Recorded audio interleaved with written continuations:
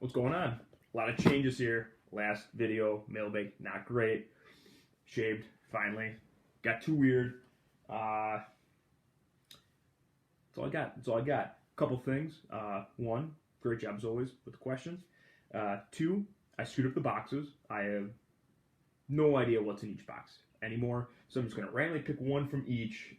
That's my fault. I should have taken some people's advice and just written the funny box versus the serious box.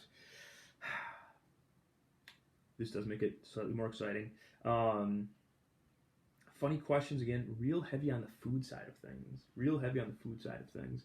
Have the windows open. Beautiful day. Beautiful Wednesday. Hope you guys have been outside. Still great book. Crazy stuff. All right, let's do this. First question from this box. Camera's this way. This could be funny. Could be serious. Don't know. Here it is. Are dogs or cats better? O&R. I think that's a funny question. Well, there's a right answer to this. The answer is dogs. Cats are fairly annoying. They don't really do anything. They eat, they sleep, they poop. And that's, you're essentially, I just summed up all cats in 3 words. Dogs are a lot cooler. There's a reason why the military uses dogs, not cats. Remember that dog that helped kill that terrorist? Sweet. Awesome. Answers dogs. Clearly dogs. Great question. Go dogs. This box now, let's see what we got. I don't have one. Tino asks. Okay. So we went with 2 for 2 on funny questions. Oh, why there's paint on my hands? Here's the answer. Paint in my kitchen. And there's the high possibility that a can of paint is all over the backseat of my car. And so, there you go. My car's ruined. The White Knights ruined.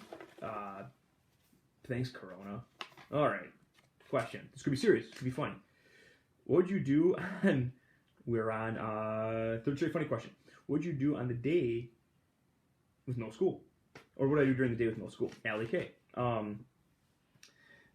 Well, my routine's pretty straightforward. Get up. Hit the old Church of Iron. Do some video conferencing, do some school stuff, eat some lunch, do some grading, do some home maintenance type things, some remodeling type things, work out a second time because I live in a country where I can, watch some Seinfeld, go to bed, and rinse, repeat, do it again. Don't make fun of my life. That's a good life. Let's see, hopefully we have a serious question. This is great on a number of levels. 1, great question. 2, it's actually serious. 3, I have the nickname. So, isn't communism fated to always fail because they can't grow, they can't economically grow. They expand completely. Won't they run out of countries and economically collapse? Sophie S. Or Captain Marvel as a caller, because the last Zoom meeting, she wore a Captain Marvel shirt. Captain Marvel makes sense. We're going Captain Marvel. Okay, so Captain America, Captain Marvel, to answer the question. Extremely impressive observation that yes, communism is doomed to fail. Eventually because for communism to work economically, it has to continually to expand. And in theory, it would eventually get to a point where it can't expand anymore and then would collapse economically. It's not just a theory. You look at North Korea and Cuba, they've been unable to expand geographically, and because of that, their economies have always been absolutely just horrible.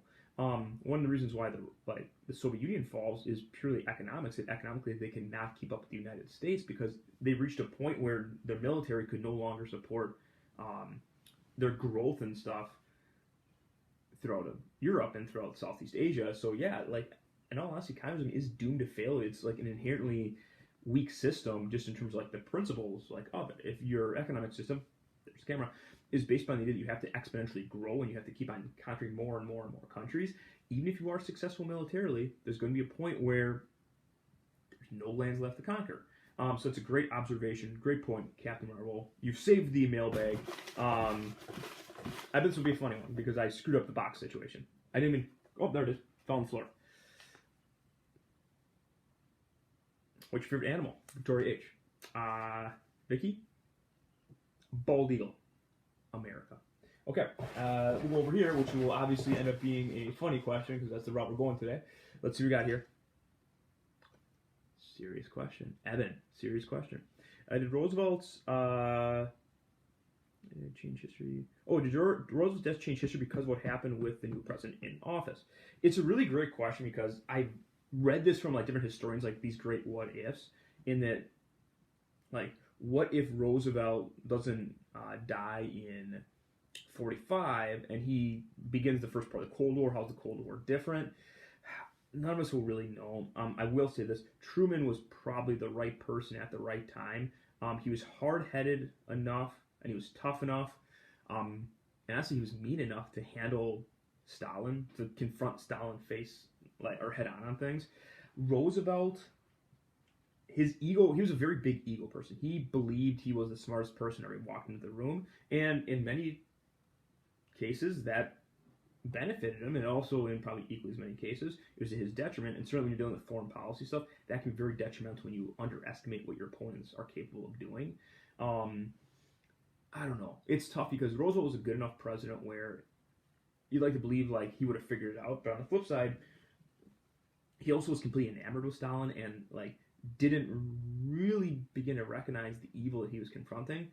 So history would have certainly changed. I don't know if that means it's going to change for the better or for the worse, but I do think Truman was probably the right person at the right time. Even though he himself was a little late to understand the communist threat, he came around quickly enough, and the way he handled the Berlin blockade and the Berlin airlift and the Marshall Plan and the creation of the CIA and all of that was extremely well done. So it's very, again, we couldn't win the Cold War necessarily in like 47, 48, but we could certainly lose it, and Truman makes sure we don't lose it. So, Evan, great question. That's two serious questions.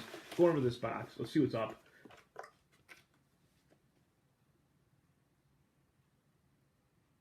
I don't know if this is a funny or a serious question. This could be both.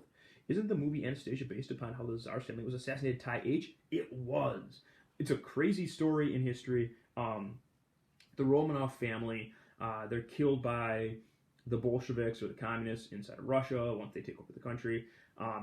For years, there's this legitimate rumor that the youngest daughter, Anastasia, had escaped. The Disney made a movie on it. Here are some of the differences between the movie and real life. Real life, animals don't talk. Movie, animals talk. Rasputin in the movie, very real person. He's known as the Mad Monk. Like Romanov's wife, like she thought he actually knew what he was doing. Things like he put a curse on the Romanov family. That part is actually historically accurate. There was a lady in the 1920s, 30s, 40s, up until the 1980s when she passed away, named Anya Anderson, who claimed that she was Anastasia. A bird just flew into my window. I think it's fine. No? It looks fine. Guys, it's fine. That she claimed she was Anna Anderson, or claimed she was Anastasia.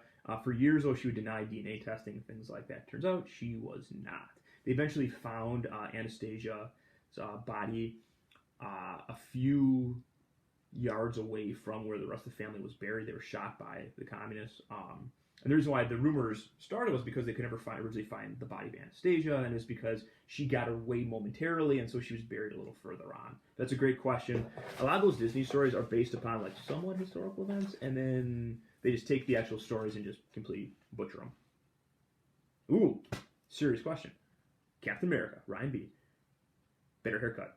Mullet, buzz, clean shaven. Great question. The answer is mullet.